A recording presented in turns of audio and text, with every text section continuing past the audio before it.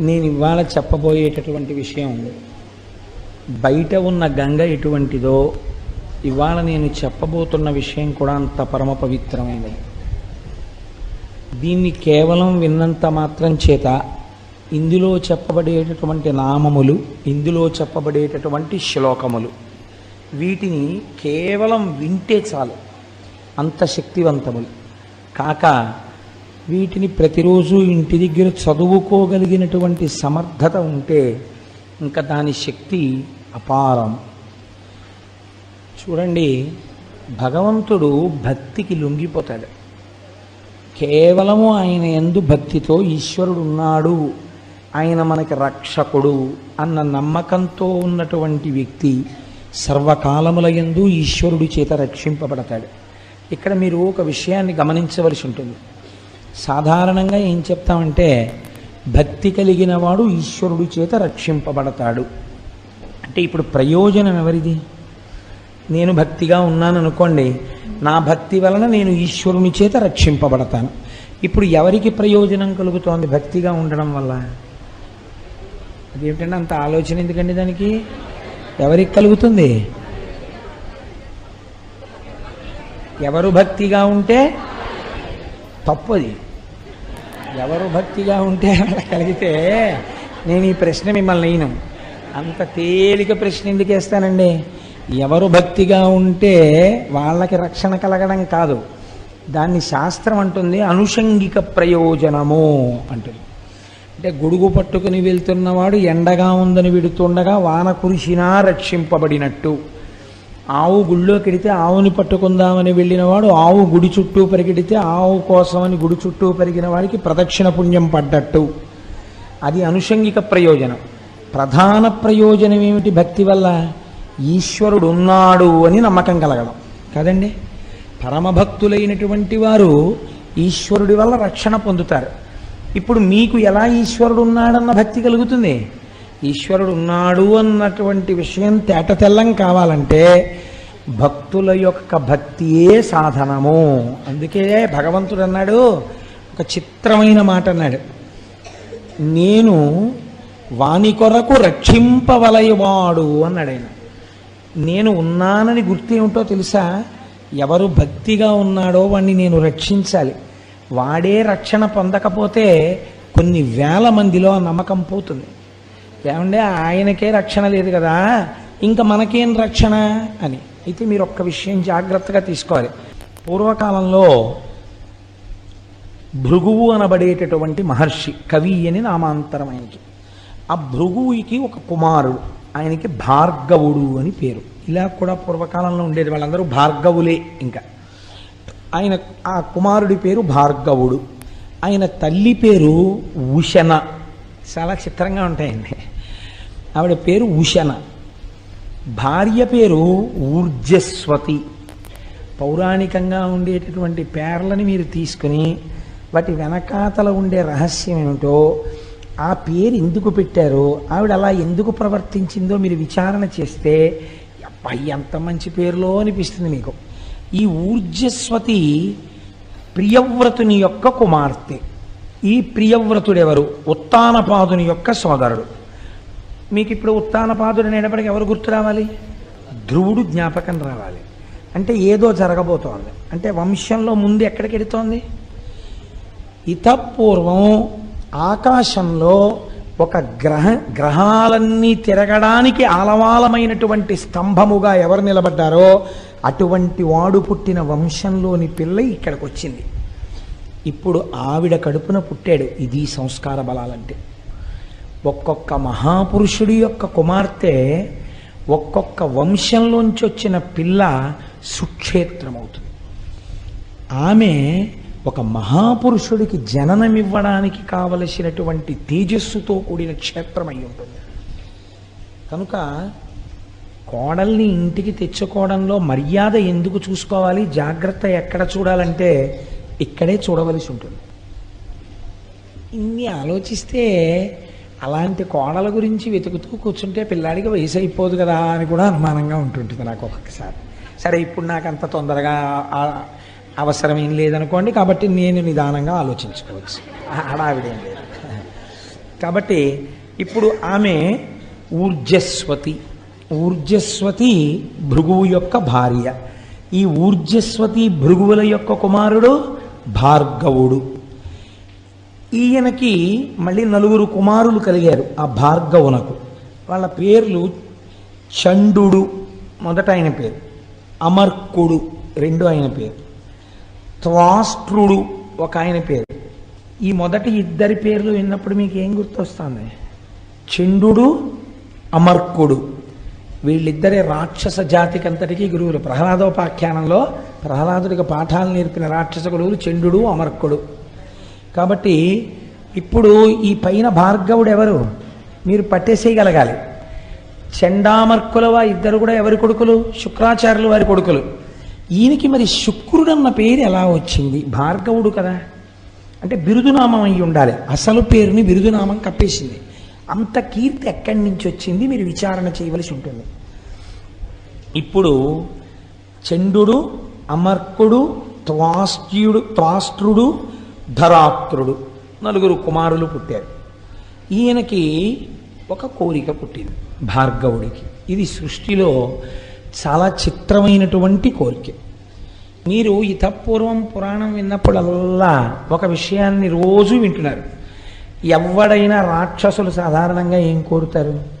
అయ్యా నీ చచ్చిపోకూడదంటారు. నీ చచ్చిపోకూడదంటే వాడి ఉద్దేశం ఏమిటంటే ఆత్మకి చావు లేదు కాబట్టి ఇంకేం చచ్చిపోకూడదు, శరీరం చచ్చిపోకూడదు అంటే బ్రహ్మగారు అంటారు అలా కుదరదు, ఇంకో మాట చెప్పండి అంటారు. అంటే వాడు ఏదో పెద్ద లిస్టు చెప్తాడు. చెప్తే బ్రహ్మగారు అంటారు తథాస్తు అంటాడు. వెంటనే మహానుభావుడు శ్రీమన్నారాయణుడు దానికి మినహాయింపు వచ్చేటట్టుగా ఒక అవతారం తీసుకుంటాడు. తీసుకుని సంహరించేస్తాడు. ఇది అడిగిన వాడు ఉండడు, వెళ్ళిపోతాడు. ఈ మధ్యలో కొంత అల్లరి చేస్తాడు వాడు మొదటి కన్ను ఏమిటంటే దేవలోకం మీదకి వెళ్ళిపోతూ ఉంటాడు, చేస్తుంటాడు. ఇంతే కథ, ఎక్కడికి వెళ్ళినా అంతే. కాబట్టి ఇంత తపస్సు చేసి చచ్చిపోకూడదని కోరేవాళ్ళు రాక్షసులు. ఋషులు తపస్సు చేసి ఇంకా మేము పుట్టకూడదంటారు. వాళ్ళు దీనికి విరుద్ధం అడుగుతారు, ఇంకా మేము పుట్టకూడదు. ఇంకా మళ్ళీ పుట్టడం అంటే ఏంటి? శరీరం పుచ్చుకోకూడదు. శరీరం పుచ్చుకోకూడదంటే వాళ్ళు ఏమవ్వాలి? మోక్షం పొందాలి, అంటే ఈశ్వరుల్లో కలిసిపోవాలి. వాళ్ళంటారు మాకు మళ్ళీ పుట్టుకొద్దంటారు. వీళ్ళంటారు మేము సావకూడదంటారు. సావకూడదని అడిగిన వాళ్ళు చచ్చిపోతుంటారు, పుట్టకూడదని అడిగిన వాళ్ళు పుట్టకుండా అయిపోతూ ఉంటారు కదండి. నాకు చావు పుట్టుకలతో భయం లేదన్నవాడు కూడా చావు పుట్టుకలకి అతీతంగానే వెళ్ళిపోతాడు. అది విచిత్రం. శంకరాచార్యులు వారు అలాగే అడిగారు. అయితే అది ఇంకా పెద్ద స్థాయి. అలా అడగడం అసలు నిజంగా మీరు ఆ స్థాయిల గురించి వింటుంటే ఇంకా గమ్మత్తుగా ఉంటుంది. కాబట్టి ఇప్పుడు ఈయన ఈ 2 కోవలకి చెందడి భార్గవుడు. ఈయనన్నాడు అసలు చావన్నదొకటి లోకంలో ఉంది కదా, శరీరాలు చచ్చిపోతుంటాయి కదా, ఈ చచ్చిపోయిన శరీరాన్ని వెంటనే బతికించేసే శక్తి నాకు వస్తే అనుకున్నాడు. ఇది ఎంత చిత్రమైన కోరికండి.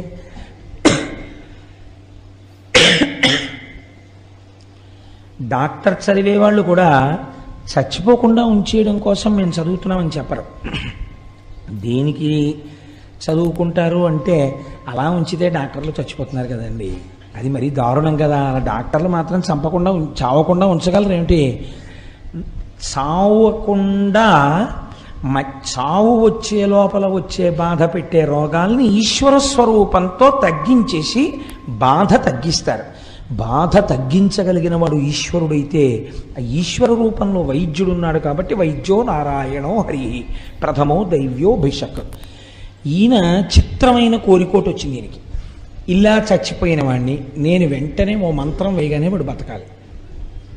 ఇప్పుడు ఆయన ఏం కోరుకుంటున్నట్టు లోకంలో? ఆయన ప్రతి సృష్టి చేస్తూ ఉంటాడు. ఆయన సృష్టి క్రమంలో బ్రహ్మగారి ఇన్నేళ్ళు బతకాలి అంటే దాని ఉద్దేశం ఏంటి? ఆ తర్వాత చచ్చిపోవాలని. బ్రహ్మగారు రాసిన రాతని తిరగరాస్తాడనమాట ఈయన. ఇప్పుడు నేను ఆ స్థాయికి ఎదగాలి. నాకు మృత సంజీవని అంటే చచ్చిపోయిన శరీరాన్ని మళ్ళీ పుట్టించాలి నేను. ఎలా? మళ్ళీ ఇంకో శరీరంతో పుడితే బ్రహ్మగారి గొప్పతనం. అలా కాదు, ఏ శరీరంతో చచ్చిపోయాడో అక్కడ మళ్ళీ వాడు పుట్టియాలి. మళ్ళీ అదే శరీరంతో, అంతే వయస్సులో, అంతే ముడతలు పడిన శరీరంతో, అంత బలంతో వాడు చచ్చిపోతే మళ్ళీ అంత బలంతో వాడు పుట్టియాలి. అలా నేను చెయ్యగలనా? ఇప్పుడు ఈ కోరిక పుడితే ఆయన ఆలోచించాడు, నాకు ఈ కోరిక ఎవరు తీరుస్తారు? ఈ కోరిక తీర్చడానికి సృష్టికర్తగా ఉన్నవాడు, స్థితికర్తగా ఉన్నవాడు, ప్రళయకర్తగా ఉన్నవాడు వాడు బ్రహ్మము. వాడు కదా సృష్టి చేస్తున్నాడు, నిలబెడుతున్నాడు, లయం చేసేస్తున్నాడు, మళ్ళీ సృష్టి చేస్తున్నాడు. వాడు మళ్ళీ ఇంకో రూపంలో సృష్టిస్తున్నాడు ఇదే జీవుణ్ణి.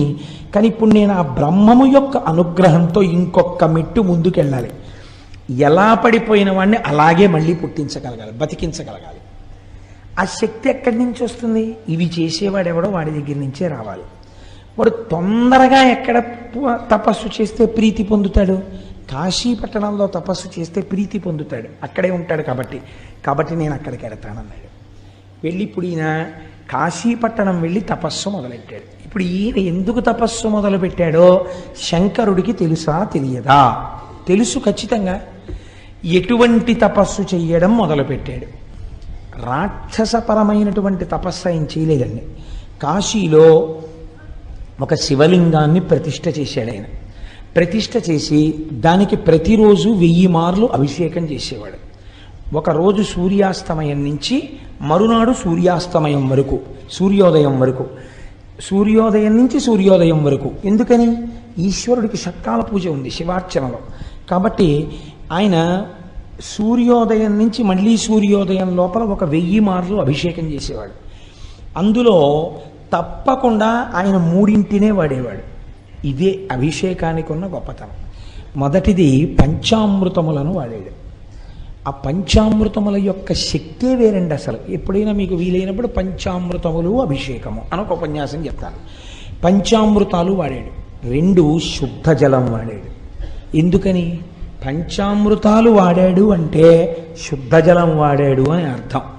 అభిషేకం చేసేటప్పుడు ఒక పదార్థాన్ని వాడి రెండో పదార్థాన్ని శివలింగం మీద వెంటనే పోస్తే అది అపచారం.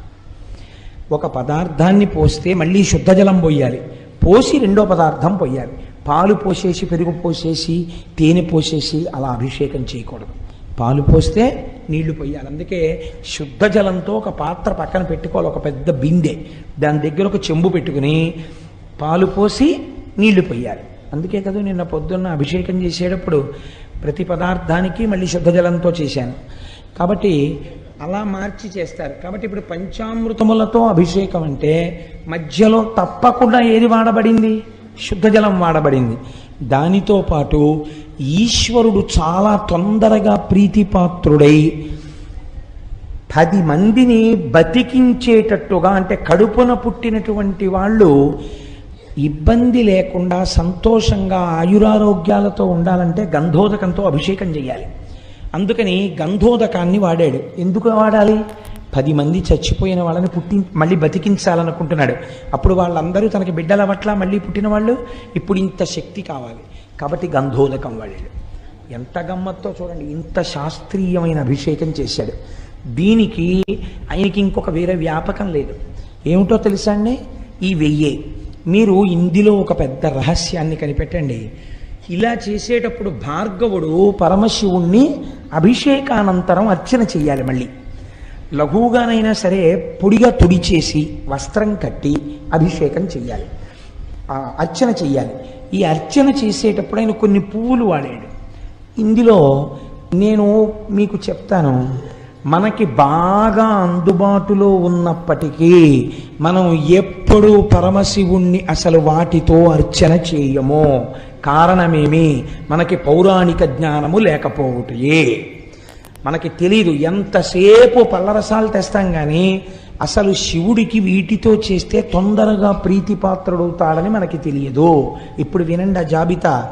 సంపంగి పూలు చేస్తామనుకోండి, పోని ఉమ్మెత్త పూలు తక్కువ, గన్నేరు పూలు వాడుతుంటారు, తామర వాడతాం, కొండగోగు తక్కువ, జాజి వాడతాం, కడిమి పువ్వు దొరకడం కూడా చాలా కష్టం. కడిమి పువ్వు సాధారణంగా వాడడం. అలాగే పొగడ పువ్వు వాడుతూ ఉంటారు, కలువ పువ్వు వాడుతూ ఉంటారు, మల్లె పువ్వు వాడతారు, కమలములు వాడతారు, సురపొన్న పూలు అక్కడక్కడ వాడతారు, దర్భాగ్రములు ఇవాళ మేము అభిషేకం చేస్తున్నామండి, అభిషేకం తర్వాత అర్చన చేయడానికి దర్భాగ్రములు సిద్ధం చేసుకున్నాము అన్న వాళ్ళ ఎంతమంది ఉన్నారో నాకు చూపించండి. శివాభిషేకం చేసిన తరువాత కొత్త దర్భలు తీసుకొచ్చి వాటి తలుక చివుర్లు తుంపి ఒక ఆకులో వేసుకొని చక్కగా శివనామాలు చెప్తూ ఆ దర్భాగ్రములతో పూజ చేయాలి శంకరుడికి. ఎందుకు చెప్పండి అలా పూజ చేయడం? దాని వెనకాతల ఒక పెద్ద రహస్యం ఉంది. ఒక మంత్రం చెప్తుంటారు. ఆ మంత్రం చెప్పినప్పుడు గడ్డిపరకని అలా ముట్టుకుంటే, గడ్డిపరక అంటే దర్భ, ఆ దర్భని ఇలా ముట్టుకుంటే సర్వ పాపములు నశించిపోతాయి. అందుకే సీతమ్మ తల్లి రావణాసురుడితో మాట్లాడేటప్పుడు గడ్డిపరకని పెట్టడానికి కారణం అదే. పరపురుషుడు, కామంతో చూస్తున్నవాడు, రాక్షసుడు భర్త పక్కన లేనప్పుడు ఆయనతో మాట్లాడుతోంది కాబట్టి ఆ పాపం పోవడం కోసమని గడ్డిపరక పెట్టి మాట్లాడేది ఆవిడ. కాబట్టి దర్భాగ్రములు, మామిడి చిగుళ్ళు తీసుకొచ్చి శివలింగానికి పూజ చేయాలి. మామిడి చిగుళ్లతో పూజ చేశామండి. నాకు తెలిసి సభలో, నాకు తెలిసి ఉండొచ్చు మహాత్ములు, కానీ చాలా మార్లు దగ్గరగా ఇప్పటికే 100 మాటలో 200 మాటలో దాటిపోయిందేమో నాకు తెలిసి లక్షపత్రి పూజ చేస్తూ ఉంటారు. వెంకయ్యమ్మ గారి సభలో ఉన్నారా? దుర్వాంకురం అంటే దర్భల యొక్క చివుళ్ళు దర్భలంత పెరిగిన వాటిని తెచ్చుకోలేకపోతే చక్కగా ఏ మలమూత్రములు విసర్జింపబడని చోట పెరిగినటువంటి గడ్డి యొక్క చివుర్లు లేదా గడ్డి, మనం విఘ్నేశ్వరుడికి పూజ చేస్తాం కదండి, అటువంటి దుర్వాంకురములు. ఎలా ఉండేవాడు అలా ఉంటేనే లోకానికి సంతోషంగా ఉంటుంది. ఇప్పుడు ఈ విశ్రాంతి ఎంత ప్రమాదం తెచ్చిందో ఓసారి చేతులు తీసి చూడన్నారు. ఆవిడ చేతులు తీసేటప్పటికి ఏమైందో తెలుసా అండి? సూర్య చంద్రౌచ నేత్రే వందే శంభుముమాపతిం సురగురుం వందే జగత్కారణం వందే పన్నగభూషణం మృగధరం వందే పశూనాం పతిం వందే సూర్య శశాంక వన్నినయనం. సూర్యుడు, చంద్రుడు, అగ్నిహోత్రము 3 కన్నులై ఉన్నాయి. ఇవి 3 శక్తి స్వరూపంతో అమ్మవారు పరాచికానికి మూస్తే సమస్త బ్రహ్మాండములు చీకటైపోయాయి. అన్ని ప్రాణులలో వేడి తగ్గిపోయింది, అంటే లయమైపోయే స్థితి వచ్చేసింది. ఇప్పుడు ఇది జరగకూడని ప్రళయ ప్రకృతి. ఇంత చీకటి ఒక భయంకరమైనటువంటి లయకార స్థితిలోకి వెళ్ళిపోయింది లోకం. ఇది ఎవ్వరు ఊహించనిది. ఈ కొట్టుమిట్టాడిపోతున్న స్థితిలో సమస్త బ్రహ్మాండములు చీకటిని పొంది అమ్మవారిలా చేతులు తీయగానే మళ్ళీ వెంటనే ప్రకాశించాయి. ఈలోగా హఠాత్తుగా జరిగిన ఈ సందర్భం ఒక ఉపాధి స్వరూపాన్ని పొందేసి శివచేష్టితముగా అంధకారం వలన పుట్టినవాడు కాబట్టి కళ్ళు లేకుండా నల్లటి పిల్లాడోడు పుట్టి ఏడుపు మొదలెట్టాడు. ఏడుపు మొదలుపెట్టి వాడు పర్వత సదృశుడై అలా పెరిగిపోయి ఆకాశం అంత అయిపోయి కనపడ్డ వాటిని తీసి నోట్లో పడేసుకుంటాడు. వీడెవరండో అంటే అమ్మవారు, నీ కొడుకే అన్నారు. అయ్య బాబోయ్, వీడు నా కొడుకేమిటండి అంది. నువ్వు కళ్ళు ముయ్యడం వల్ల పుట్టాడు కనుక వాడు నీకు నాకు కొడుకే. మనం ఎవరం? జగత పితరౌ వందే పార్వతీ పరమేశ్వరవు.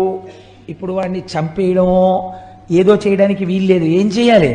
కాపాడాలి. కాబట్టి వాడిని పిలిచి, ఒరే నువ్వు అలా తినీకు మనుషుల్ని, వాళ్ళని అడవిలో తిరుగుతుండు అని అరణ్యానికి పంపించేశారు.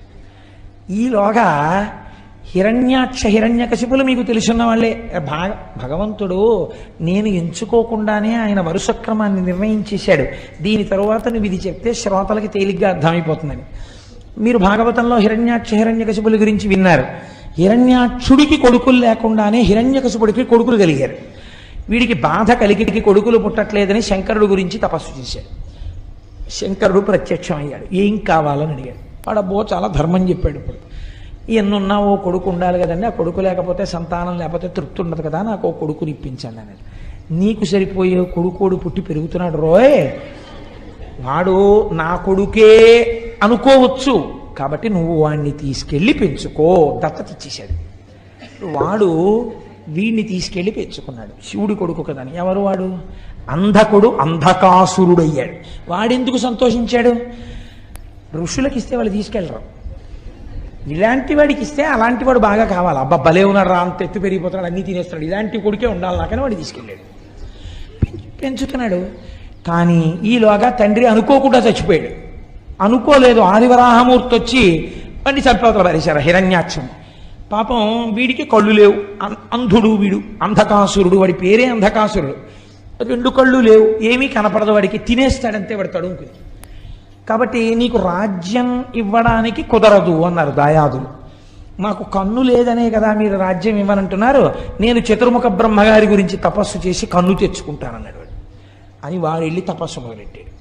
తపస్సు మొదలెడితే తపస్సే చతుర్ముఖ బ్రహ్మగారు ప్రత్యక్షమయ్యారు. ఏం కావాలరా నాయనా నీకని అడిగారు. అడిగితే వాడెంత చిత్రమైన వాడో చూడండి, నాకు 2 కావాలన్నాడు. ఏమిటి 2 అన్నారు ఆయన. నాకు కళ్ళు లేవు, రాజ్యం ఇవ్వాలంటున్నారు, నాకు కన్ను ఈ లోకాన్ని చూడ్డానికి అన్నాడు. ఇస్తున్నాను అన్నాడు. రెండోది ఏమిటి అన్నాడు. నాకు పుట్టుకతోనే గొప్ప బలం ఉంది, లోకాన్ని పీడించగలిగిన బలం. ఆ బలంతో నేను లోకాలన్నింటినీ గెలవాలి ఈ కంటితో చూస్తూ. కానీ ఈ శరీరం చచ్చిపోకూడదు ఇంకా. అంటే బ్రహ్మగారు అన్నారు, ఇది ఒకటి కుదరదు, నా జ్యూరిస్డిక్షన్లో లేదు, నీ ముందు ఇంత ఇలా చాలామంది అడిగారు, ఇంకో మాట చెప్పు, నువ్వే చెప్పు ఎవరి చేతిలో చచ్చిపోతావు అన్నాడు. అంటే వాడు కాసేపు ఆలోచించి వాడు అన్నాడు, అయితే నేను అడుగుతాను, బాగా వినండి. ఉత్తమ జాతి, మధ్యమ జాతి, కనిష్ట జాతి స్త్రీల యందు ఉండేటటువంటి లక్షణములు అన్నీ కూడా ఏ తల్లి నుండి ప్రసరిస్తున్నాయో, ఏ తల్లి భూతకాలమునందు, భవిష్యత్ కాలమునందు, వర్తమాన కాలమునందు, ఈ కాలములకు ముందు కాలములకు వెనక కూడా ఉంటుందో, ఏ తల్లి మహాసౌందర్య రాశి అయినప్పటికీ మనస్సు చేత వాచికముగా కాయికముగా అనుభవించాలన్న ఆలోచన రావడమే పాపహేతువో, ఏ తల్లిని లోకమంతా జగదంబ అని పిలుస్తుందో ఆ తల్లిని పొందాలన్న కోరిక నాకు పుట్టినప్పుడు నేను చచ్చిపోవాలన్నాడు వాడు. అంటే వాడి అసలు అలాంటి కోరికే కోరకూడదు కదండి. అదేం వెర్రి కోరిక. కొన్ని తప్పు మాటలు మాట్లాడుతుంటారు తెలిసో తెలియకో. మీరు చూడండి, లోకంలో ఒక పొరపాటు మాట ఒకటి ఉంటుంది. ఏంటంటే, నీకు ఎలాంటి భార్య కావాలి అని అడిగారు అనుకోండి, మా అమ్మలాంటి భార్య కావాలంటారు. నేను విన్నాను కొంతమంది దగ్గర. ఇది అంధక ప్రవృత్తి.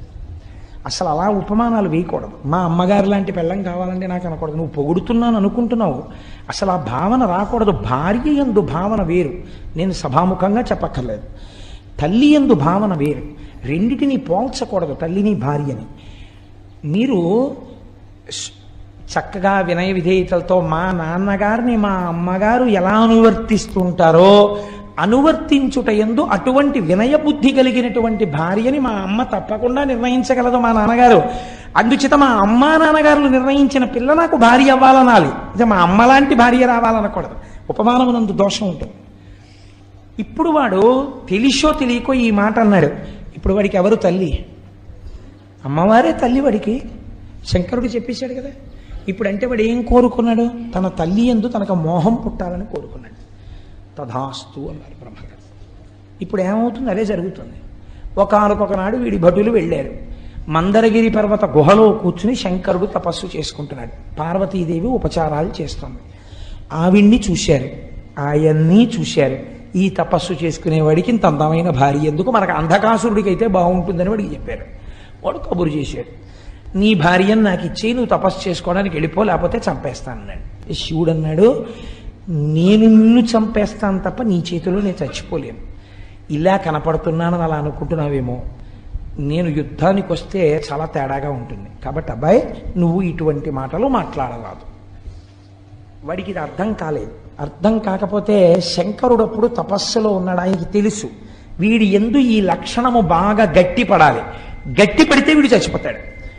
కాబట్టి ఇప్పుడు ఆయన అన్నారు, ఏమిటి అల్లరంతాను నీ కోసం వాళ్ళు వస్తూ ఉండడం ఏమిటి, వాళ్ళేమో నేను భారీగా పొందాలనుకోవడం ఏమిటి, నన్ను అడుగుతూ ఉండడం ఏమిటి, నేను ఇక్కడ కూర్చోవాలంటే తపస్సు పాడైపోతుంది, నేను ఇంకో చోటుకి వెళ్ళిపోయి 1000 ఏళ్ళు తపస్సు చేసుకుంటాను, నీ పాటలేవో నువ్వు పడనని వెళ్ళిపోయాడు.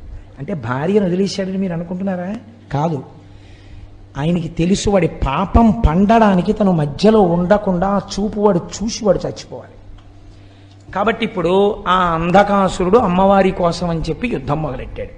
దేవతలందరూ అమ్మవారి పక్షం, రాక్షసులందరూ వాళ్ళ పక్షం. ఇది మీరు చాలా జాగ్రత్తగా వినండి సుమా. యుద్ధం జరిగింది. 1000 ఏళ్ళు అయిపోయింది యుద్ధంలో. అయిపోతే శంకరుడు తిరిగి వచ్చాడు.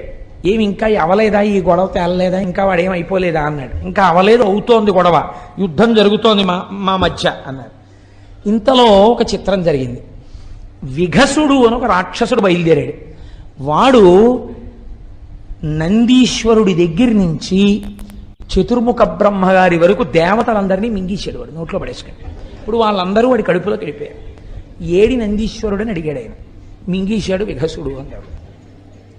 ఇలాంటి రాక్షసులు కూడా ఉన్నారన్నమాటని శంకరుడు తన త్రిశూలంతో వాడి పొట్ట మీద పొడిచి నొక్కితే దేవతలందరూ మళ్ళీ నోట్లోంచి బయటపడ్డారు.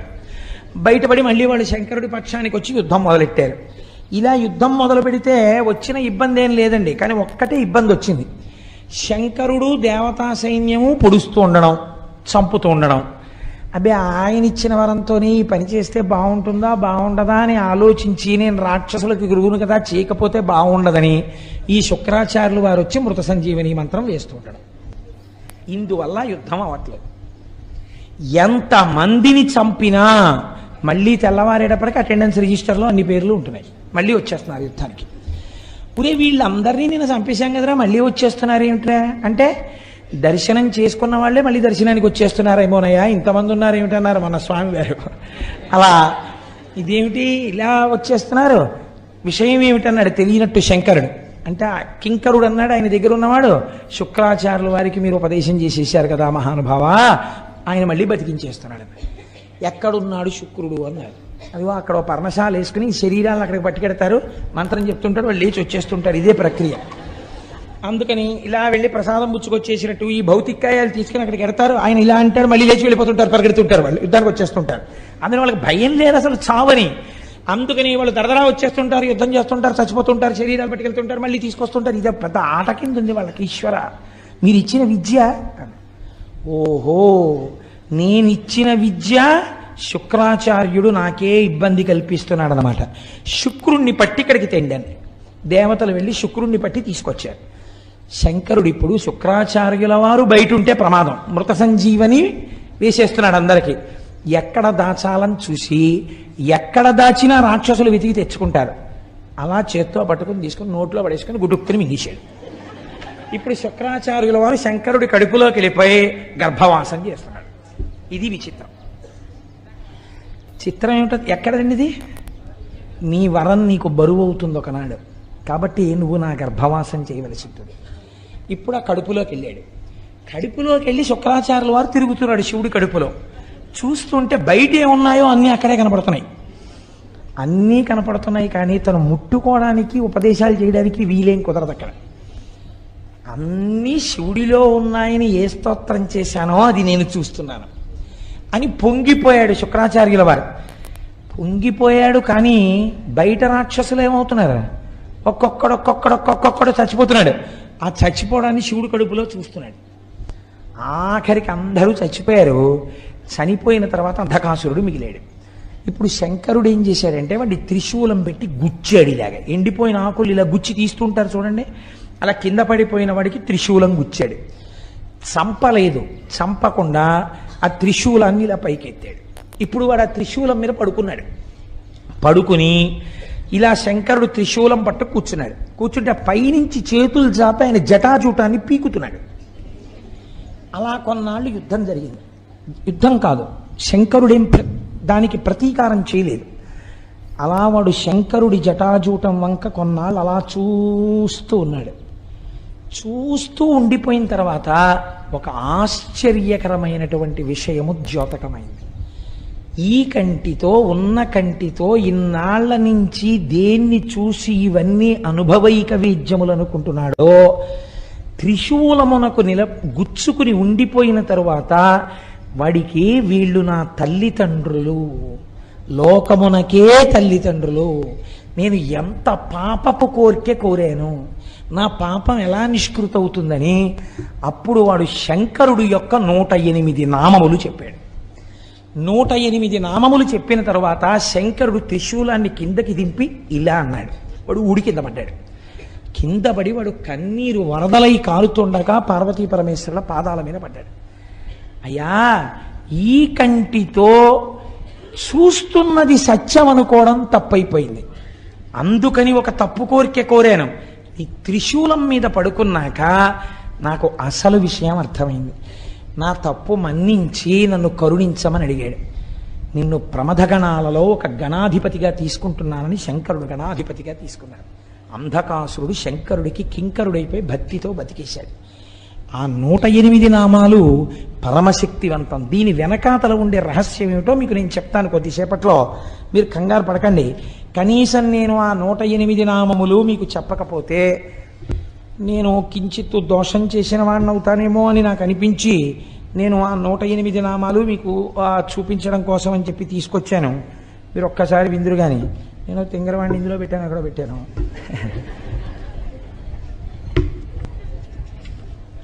మీరు భక్తి శ్రద్ధలతో 108 నామాలు వినండి చాలు, నమస్కరిస్తూ. అలా చెప్తే ఏమైందో నేను తర్వాత చెప్తాను. అందుకే కొన్ని కోట్ల కోట్ల కోట్ల జన్మల తర్వాత తప్ప ఇవి వినరు అంది శాస్త్రం. ఇవి చదవరు. ఈ నామాలండి ఇంట్లో కూర్చొని చదువుకుంటే చాలు, అంత శక్తివంతాలు. ఎందుకని? త్రిశూలం మీద పడుకుని చెప్పాడు ఆయన ఈ 108 నామాలు.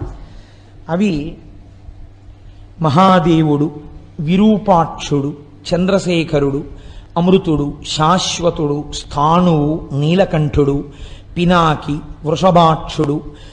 అంటే వృషభము మీద కూర్చుని ఉండేవాడు కాబట్టి వృషభాక్షుడు, మహాజ్ఞేయుడు, పురుషుడు, సర్వకామదుడు, కామారి, కామదహనుడు, కామరూపుడు, కపర్ది, విరూపుడు, గిరిశుడు, భీముడు, సృక్కి, రక్తవస్త్రుడు, యోగి, కామదహనుడు, త్రిపురఘ్నుడు, కపాలి, గూఢవ్రతుడు, గుప్తమంత్రుడు, గంభీరుడు, భావగోచరుడు, అణిమాది గుణాధారుడు, త్రైలోక్యైశ్వర్యదాయకుడు, వీరుడు, వీరహనుడు, ఘోరుడు, విరూపుడు, మాంసలుడు, పటువు, మహామాంసాదుడు, ఉన్మత్తుడు, భైరవుడు, మహేశ్వరుడు, త్రైలోక్యద్రావణుడు, బుద్ధుడు, లుబ్ధకుడు, యజ్ఞసూదనుడు, ఉన్మత్తుడు, కృత్తివాసుడు, గజకృత్తి పరిధానుడు, క్షుబ్ధుడు, భుజంగభూషణుడు, దత్తాలంబుడు, వీరుడు, కాశినీ పూజితుడు, అఘోరుడు, ఘోరదైత్యఘ్నుడు, ఘోరఘోషుడు, వనస్పతి రూపుడు, భస్మాంగుడు, జటిలుడు, శుద్ధుడు, భేరుండక తసేవితుడు, భూతేశ్వరుడు, భూతనాథుడు, పంచభూతాశ్రితుడు, ఖగుడు, క్రోధితుడు, విష్ణురుడు, చండుడు, చండీశుడు, చండికాప్రియుడు, చండుడు, తుంగుడు, గరుత్మంతుడు, అసవభోజనుడు, లేలిహానుడు, మహారౌద్రుడు, మృత్యువు, మృత్యు అగోచరుడు, మృత్యువు, మహాసేనుడు, శ్మశానవాసి, అరణ్యవాసి, రాగస్వరూపుడు, విరాగస్వరూపుడు, రాగాంధుడు, వీతరాగ శతార్చితుడు, సత్వగుణుడు, రజోగుణుడు, తమోగుణుడు, అధర్ముడు, వాసవానుజుడు, సత్యుడు, అసత్యుడు, సద్రూపుడు, అసద్రూపుడు, అహేతుకుడు, అర్ధనారీశ్వరుడు, భానువు, భానుకోటి శతప్రభుడు, యజ్ఞస్వరూపుడు, యజ్ఞపతి, రుద్రుడు, ఈశానుడు, వరదుడు, నిత్యుడు, శివుడు. ఇవి 108 నామములు. త్రిశూలం మీద పడుకుని ఆయన చెప్పినటువంటి పరమపావనమైన నామములు. ఇందులో ఉండేటటువంటి రహస్యాన్ని మీరు అర్థం చేసుకోండి. మనందరం కూడా పార్వతీ పరమేశ్వరుల యొక్క బిడ్డలమే. కానీ మనకి ఉన్నటువంటి బ్రహ్మదత్తమైన నేత్రము, సృష్టి అందియబడిన నేత్రము దేనికి ఉపయోగపడుతోంది? నన్ను మీరు క్షమిస్తే కామక్రోధములను అనుభవించడానికి. నామరూపాత్మకంగా లోకంలో మీకు బాగా ఇష్టమనిపించినది కామం తెచ్చి ఇంట్లో పెట్టడానికి, దాన్ని అనుభవించడానికి. అది అనుభవైక వేద్యము కాలేదు అనుకున్నా, వేరొకడికి దక్కుతోందన్నా క్రోధం వచ్చి వ్యగ్రతతో ప్రవర్తించడానికి. పేపర్లు తీస్తే అవే కదండి తెల్లారితే.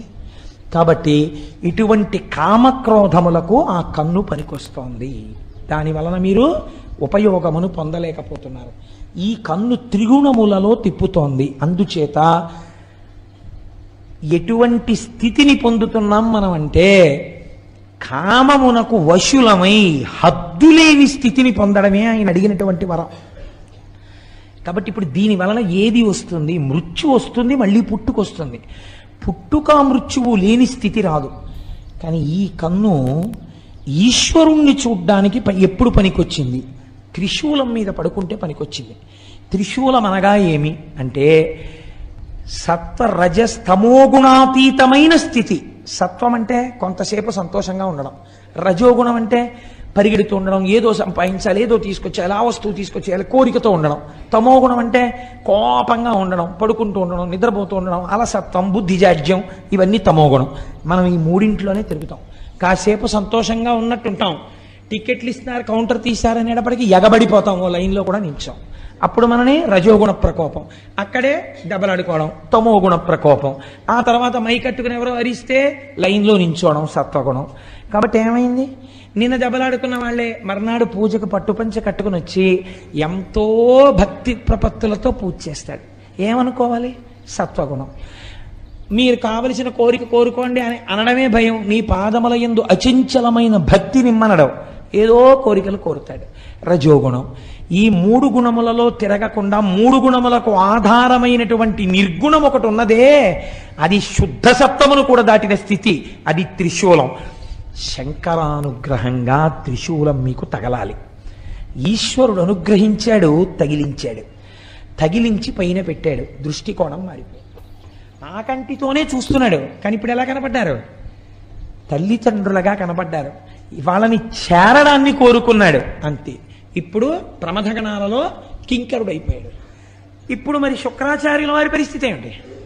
ఆయన లోపల కూర్చున్నారు గర్భంలో, యుద్ధం అయిపోయింది, చూస్తున్నారు, అన్ని చక్క లైవ్ టెలికాస్ట్ టీవీలో చూసినట్టు చూస్తున్నారు. ఓర్నాయనో నేను ఎవరి కోసం అందరినీ బతికించానో ఆ అంధకాసురుడు శివుడు ప్రమథగణాల్లోకి వెళ్ళిపోయాడు. ఇప్పుడు యుద్ధం లేదేం లేదు, బయటంతా ప్రశాంతం. ప్రారంభమైనప్పుడు ఎంత వానో, ఉపన్యాసం అయిపోయేటప్పటికి అంత తగ్గిపోయినట్టు, కథా ప్రారంభంలో ఎంత అల్లరో కథ చివరికి అంత ప్రశాంతం అయిపోయింది. నేను మాత్రం కడుపులో ఉండిపోయాను. ఎలా? ఇప్పుడు ఆయనకి ఇబ్బంది పట్టుకొచ్చింది. ఇబ్బంది పుట్టుకుంటే ఆయన ఒక చిత్రమైనటువంటి పని చేశాడు. ఇప్పుడు శివగర్భమునందు వాసము చేసి శివగర్భములో తిరిగి తిరిగి ఆ కడుపులోంచి బయటికి రావాలనుకున్నాడు. బయటికి రావాలని ఆయన ఒక గొప్ప స్తోత్రం చేశారండి శుక్రాచార్యుల వారు. శాస్త్రం అంటుంది, ఈ స్తోత్రం చదివిన, ఈ స్తోత్రం విన్నా అటువంటి వాళ్ళందరూ ఈ జన్మలో మళ్ళీ శంకరుణ్ణే చేరుతారు అని చెప్పింది. కాబట్టి అంత పరమ పవిత్రమైనటువంటి స్తోత్రము. మీరు ఆ స్తోత్రాన్ని అవధరించండి. ఆయన లోపల కూర్చుని రకరకాల తత్వానుసంధానంతో శంకరుణ్ణి పిలిచాడు పేర్లతో. ఆయన అన్నాడు, ఓం నమస్తే దేవేశాయ. ఎవరైనా ఎదురుగుండా కూర్చుని చేస్తారు, ఈయన ఎక్కడ చేస్తున్నాడు, ఆయన కడుపులోనే కూర్చుని చేస్తున్నాడు, ఆయనకి వినపడతాడు. ఓం నమస్తే దేవేశాయ సురాసుర నమస్కృతాయ భూత భవ్య మహాదేవాయ హరిత పింగళ లోచనాయ బలాయ బుద్ధిరూపిణే వైయాఘ్రవసనచ్ఛదాయ ఆరణేయాయ త్రైలోక్య ప్రభవే ఈశ్వరాయ హరాయ హరినేత్రాయ యుగాంతకారణాయానలాయ గణేశాయ లోకపాలాయ మహాభుజాయ మహాహస్తాయ శూలినే మహాదంస్త్రినే కాలాయ మహేశ్వరాయ అవ్యయాయ కాలరూపిణే నీలగ్రీవాయ మహోదరాయ గణాధ్యక్షాయ సర్వాత్మనే సర్వభావనాయ సర్వగాయ మృత్యుహంత్రే పారియాత్ర సువ్రతాయ బ్రహ్మచారిణే వేదాంతగాయ తపోంతగాయ పశుపతయే వ్యంగాయ శూలపాణయే వృషకేతవే హరయే జటినే శిఖండినే లకుటినే మహాయశసే భూతేశ్వరాయ గుహావాసినే వీణాపణనతాలవతే అమరాయ దర్శనీయాయ బాలసూర్య నిభాయ శ్మశానవాసినే భగవతే ఉమాపతయే అరిందమాయ భగస్యాక్షిపాతినే. శ్మశానవాసిని అంటే గుర్తుపెట్టుకోండి, ఈ లోకమంతా ప్రాణులన్నీ భస్మైపోతే కదండి ఉంది, అందుకని లోకమంతా మహాశ్మశానమే, అది దాని అర్థం. అంతటా శివుడు నిండి ఉన్నాడని, అంతేగాని శ్మశానంలో కూర్చున్నాడని కాదు దాని అర్థం. ఒకవేళ ఉన్నా అందరూ వదిలి వెళ్ళిపోయే చోట ఆయన ఒక్కడే ఉన్నాడు మనకి స్వాగతం చెప్పి కౌగిలించుకోవడానికి. కాబట్టి శ్మశానవాసిని భగవతే ఉమాపతయే అరిందమాయ భగస్యాక్షిపాతినే పూష్టో దశనాశనాయ క్రూర కర్తకాయ పాశహస్తాయ ప్రళయకాలాయ ఉల్కాముఖయాగ్నికేతవే మునయే దీప్తాయ నిశాంతపతయే ఉన్మయతే జనకాయ చతుర్థకాయ లోకసత్తామయాయ వామదేవాయ వాగ్దాక్షిణ్యాయ వామతో భిక్షవే భిక్షురూపిణే జటినే స్వయం జటిలాయ శక్రహస్త ప్రతిస్తంభకాయ వసూనాం స్తంభకాయ క్రతవే క్రతుకరాయ కాలాయ మేధావినే మధుకరాయ చలాయ వానస్పత్యాయ వాజసనేతి సమాశ్రయ పూజితాయ జగద్ధాత్రే జగత్కర్త్రే పురుషాయ శాశ్వతాయ ధ్రువాయ ధర్మాధ్యక్షాయ త్రివర్త్యమనే భూత భావనాయ త్రినేత్రాయ బహురూపాయ సూర్యాయుత సమప్రభాయ దేవాయ సర్వతూర్య నినాదినే సర్వబాధా విమోచనాయ బంధనాయ సర్వధారిణే ధర్మోత్తమాయ పుష్పదంతయాపి భాగాయ ముఖాయ సర్వహరాయ హిరణ్యస్రవసే ద్వారిణే భీమాయ భీమపరాక్రమాయ ఓం నమో నమో నమో నమో నమస్తే నమః అని శంకరుడి కడుపులో కూర్చుని శంకరుణ్ణి ఉద్దేశించి స్తోత్రం చేశాడు. శంకరుడు ఎంత ప్రీతి పొందాడంటేట, ఒక్కొక్కనాడు తండ్రికి కొడుకు ఇబ్బందికరంగా పరిణమిస్తాడు. అయినా నువ్వు నా కుమారుడవి, నిన్ను నా గర్భవాసం చేయించాను, హద్దు లేకుండా వరాన్ని ఉపయోగించడం ఎంత ప్రమాదానికి వెడుతుందో తెలుసుకున్నావు కదా. దీనివల్లే కదండి తర్వాత కచదేవయానులది కూడా వచ్చింది. మళ్ళీని ఆఖరికి ఎక్కడికి వెళ్ళిపోయింది శుక్రాచార్యుల వారి కథ. ఆయన శిష్యుణ్ణి కాల్చి బూది చేసి బతికిస్తాడేమోనని ఆయనతో తాగించేశారు. మళ్ళీ కూతురు కోసం ఆ కచుణ్ణి బతికించవలసి వస్తే కడుపులో ఉన్నటువంటి వాడికి ఉపదేశం చేసి బయటికి వచ్చాక నేను చచ్చిపోతాను రా, మళ్ళీ నువ్వు నన్ను బతికించని చెప్పవలసి వచ్చింది. కోరరాని కోరికలు కోరి తెచ్చుకుంటే బరువై కూర్చుంటాయి. కాబట్టి అయినా రక్షణ పొందాడంటే దేనివల్ల తెలుసా అండి? శివకుమారుడిగా బతకడం వల్ల. కాబట్టి ఇప్పుడు శంకరుడు అన్నాడు ఈ స్తోత్రానికి మెచ్చుకుని, నిన్ను నా కుమారుడిగా బయటికి తెప్పిస్తాను. సాధారణంగా లోకమునందు ఒక పురుషుని యొక్క తేజస్సు హృదయస్థానము నుండి కదిలి కుమారుడిగా మారడానికి ఆ తేజస్సు వెడుతుంది. కాబట్టి నువ్వు కూడా అలాగే కదిలి అటువంటి మూత్రావయవము నుంచి బయటపడేదవుగాక అని శుక్రకణం ఎట్నుంచి వస్తుందో అటువైపు నుంచే బయటపడేటట్టుగా విసర్జించాడు. ఉత్పత్తి యందు శుక్రకణం వెళ్ళేటటువంటి ఆ నాళంలోంచి బయటికి వచ్చి శివుడి యొక్క కుమారుడు కలిగితే ఏ నాళములోంచి బయటికి రేతస్సు వెళ్ళాలో అలా బయటపడినవాడు. కాబట్టి ఈశ్వర శుక్రనాళములోంచి బయటికి వచ్చిన మహాపురుషుడు కనుక, అటువంటి వాడు సృష్టిలో ఇంకొకడు లేడు కనుక భార్గవుడన్న పేరు పక్కకెళ్ళిపోయింది, శుక్రాచార్యుడన్న పేరు ప్రకాశించింది. అప్పుడు మహానుభావుడు అంత స్థితిని శుక్రాచార్యుల వారు పొందారు. పొంది ఈ లోకమునంతటినీ ప్రకాశింపచేసి అంధకాసుర వృత్తాంతం ద్వారా మనందరికీ కూడా మన దృష్టికోణమునందు రావలసినటువంటి మార్పు, మనం కోరరాని కోరికలు కూడా కోరినా ఈశ్వరుడు భక్తికి లొంగుతాడు. కానీ అవి కొన్నిసార్లు ఇబ్బందుల వైపుకి తీసుకెడతాయి. కాబట్టి అన్నిటికన్నా గొప్ప కోరిక ఒక్కటే, ఈశ్వర నీ పాదముల యందు నిశ్చలమైన భక్తిని నాకు కృప చెయ్యి. హాయిగానండి చిన్నతనంలో తండ్రి గారి వేలు పట్టుకుని అమ్మ చెయ్యి పట్టుకుని యాత్రలకి వెళ్ళినటువంటి రోజుల అందం మీరు పెద్దవారు అయిపోయిన తర్వాత ఇంకుందనుకుంటున్నారా? లేదు. మీ కాటేజీకి మీరు పరిగెత్తాలి, మీరు రైలు దిగాలి, మీ పెట్లు మీరు చూసుకోవాలి, ఎవరి మీదో విసుక్కోవాలి. మీరు రైల్లో ఆడుకుంటుంటే ఏ డోర్ దగ్గరికి వెళ్ళిపోతారో అని నాన్నగారు వెనకాలే వచ్చి పట్టుకుని తీసుకెళ్ళి కూర్చోపెట్టి ఒళ్ళో కూర్చోపెట్టుకుని అమ్మ కూర్చోపెట్టుకుని ఆ కావలసింది మళ్ళీ పిల్లాడ ఆరోగ్యం పాడవుతుందని వేడి పాలు కొని ఆ పాలు పట్టించి బిస్కెట్లు పెట్టి హోటల్లో ఏడుస్తూ కూర్చున్న వాడికి అన్నం పెట్టి వాడికి తలనీలాలు ఒళ్ళో కూర్చోబెట్టుకుని బుర్ర పట్టుకుని జాగ్రత్త అంటూ తలనీలాలు ఇప్పించి హాయిగా మీరు ఆడుకుంటుంటే అమ్మా నాన్న మిమ్మల్ని కాపాడుకుంటుంటే మీకు బాధ ఏముందండి? వెనక అన్నిటికీ వాళ్ళు ఉన్నారు. మీకు ఇంత జ్వరం వస్తే మొక్కడానికి వాళ్ళు ఉన్నారు, పూజలు చేయడానికి వాళ్ళు ఉన్నారు. వాళ్ళుండగా మీకు భద్రత, రక్షించే వాళ్ళు వెనకాలంటే మీకు భద్రత. మీ అంతటా మిమ్మల్ని మీరు రక్షించుకోవడానికి మీరు కోరికలు కోరుకుని ఆ కోరికలు మిమ్మల్ని రక్షిస్తాయి అనుకోవడం భద్రత. కాబట్టి అడగవలసింది ఒక్కటే, ఈశ్వర నీ పాదముల యందు నిశ్చలమైన భక్తిని కృపచేయి. నా మనస్సు కదిలిపోయి వేరొక దానికోసం వెంపర్లాడకుండా నా మనస్సు ఎప్పుడు నీకోసం వెంపర్లాడేటట్టు నన్ను అనుగ్రహించు. ఇప్పుడు బాధ్యత ఎవరి మీద పడుతుంది?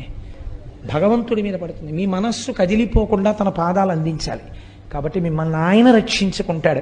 అందుకే శంకరులు అంటారు, ఎప్పుడు అడగవలసినా మనం ఒక్కటే అడగాలి, ఈశ్వర మీ పాదముల యందు చెక్కు చెదరని నిశ్చల భక్తిని కృప చెయ్యి. మీకు ఆ భక్తి కలిగి మీరు ఆ భక్తితో ఉన్నప్పుడు మీరు ఎందుకు పాడైపోతారండి? ఈశ్వరుడే మిమ్మల్ని రక్షించుకుంటాడు. తల్లిదండ్రులు పిల్లలు పాడైపోతే ఒప్పుకుంటారా? ఎలా కాపాడుకుంటారు? అలా మిమ్మల్ని భగవంతుడే కాపాడుకుంటాడు. ఇంత గొప్ప విషయాన్ని మనకి ఆవిష్కరించి అంతటి అంధకాసురుడు చిట్ట చివరికి ఏ స్థితిని పొందాడో, శుక్రాచార్యుల వారు ఎంత గొప్ప స్థితిని పొందారో, ఎంత భక్తితో నిలబడ్డారో మీరు చూడండి. ఆయన కోరుకున్న వరం ఒక్కటే ఆయన ఇబ్బంది పెట్టిందేమో లోకల్లో, కానీ ప్రపంచంలో పరమేశ్వరుడు తనంత తాను ఇచ్చినటువంటి వరాలు మిగిలినవి. ఏది? శుక్రస్థానం ఇచ్చాడు, దీదీప్యమానం చేసింది. నీవు ఉదయించే వేళలో ధర్మకార్యం జరిగితే ప్రకాశిస్తుందన్నాడు, పనికొచ్చింది. వివాహం జరిగితే ఉపయోగపడుతుందన్నాడు, పనికొచ్చింది. నువ్వు నా గర్భవాసం చేయవలసి ఉంటుందన్నాడు, పనికొచ్చింది. నిన్ను దాటి ఎవరూ వెళ్ళరన్నాడు, పనికొచ్చింది. నువ్వు లోకపూజితుడు అవుతావన్నారు, పనికొచ్చింది. నువ్వు తపస్సు చేసిన చోట శుక్రేశ్వరుడై నేను వెలుస్తానన్నాడు, పనికొచ్చింది. ఇందులో స్నానం చేసి నక్తం చేస్తే పుత్రులు పుడతారన్నారు, పనికొచ్చింది. నీ యందు భక్తితో ఉంటే పిల్లలు పుడతారన్నారు, పనికొచ్చింది. ఇబ్బంది పెట్టింది ఏదైనా ఉంటే తనంత తాను కోరుకున్నది ఒక్కటే పెట్టింది. కాబట్టి మీకు నాకు ఏమర్థం అవ్వాలి? మనంత మనం ఏమీ కోరక్కర్లేదు. ఎప్పుడైనా మీరు కోరిక కోరుకోండి అంటే ఏ కోరిక కోరాలని దాని అర్థం? నీ పాదముల యందు చెక్కు చెదరని నిశ్చల భక్తిని కృప చేయదుగాక. మహానుభావుడు జగద్గురువులు కనుక, దయార్ద్ర హృదయుడు కనుక, శంకరులుగా వచ్చారు కనుక శంకరులు ఇదే చెప్తారు. నరత్వం దేవత్వన్నగవన మృగత్వం మశకత పశుత్వం కీటత్వం భవతు విహగత్వాది జననం సదా త్వత్పాదాబ్జస్మరణ పరమానందలహరి విహారాసక్తం చిద్ధ్రూ దయమిహ కింతేన వపుషా. నాకు ఏ శరీరం వస్తుందన్న దాని గురించి నాకు బెంగలేదు.